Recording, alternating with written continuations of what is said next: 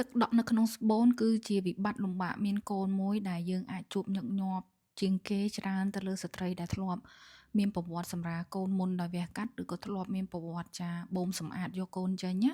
ហើយក៏មានមូលហេតុច្រើនទៀតនៅក្នុងនឹងដែលអាចធ្វើឲ្យមានទៅជាបញ្ហាទឹកដក់នៅក្នុងស្បូនប៉ុន្តែអ្នកគ្រូលើកយកតែពីចំណុចនេះយកមកនិយាយទេរបស់មូលហេតុទឹកដក់ក្នុងស្បូននឹងដោយសារតែអ្នកជំងឺរបស់អ្នកគ្រូនឹងគឺគាត់ធ្លាប់មានប្រវត្តិវះកាត់សម្រាលកូនទី1ហើយបន្ទាប់មានកូនទី2កូននឹងអត់លូតលាស់ចឹងគាត់បូមសម្អាតចេញអញ្ចឹងក្រោយពីកូនទី2អត់លូតលាស់ហើយគាត់ព្យាយាមយកកូនតែមិនបានជោគជ័យអញ្ចឹងគាត់ក៏បានទៅជួបនឹងគ្រូពេទ្យដើម្បីមើលអេកូ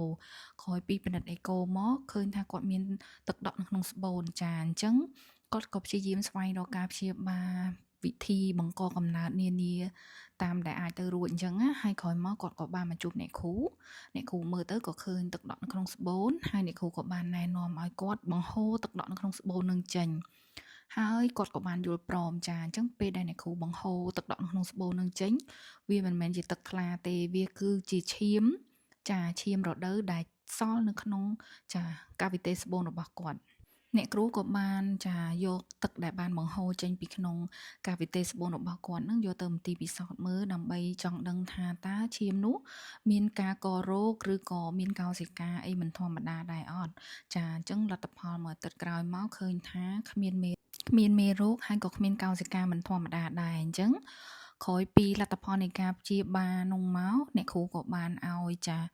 ជាអរម៉ូនដើម្បីឲ្យស្ទាត់រដូវនឹងវាដុះមកវិញណាអញ្ចឹងក្រោយពីឲ្យថ្នាំរយៈពេល3សប្តាហ៍ឥឡូវនឹងស្ទាត់រដូវដុះចិត្តមកវិញហើយ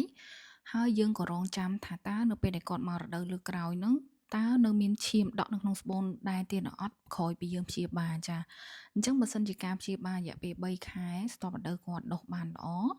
អញ្ចឹងយើងនោះ3ខែក្រោយយើងអាចសាកល្បងចាព្យាយាមឲ្យគាត់យកកូនបានចាព្រោះនៅពេលនោះចាសង្ឃឹមការតោងជាប់របស់កូននឹងគឺវាជោគជ័យដោយសារតែស្ទាត់រដូវនឹងវាដុះបានលូតលាស់ដូចធម្មតាដូចជាស្ត្រីទូទៅដូចនេះយន្តការនៃការពពោះនោះក៏សង្ឃឹមជោគជ័យបានទៅដោយបំណង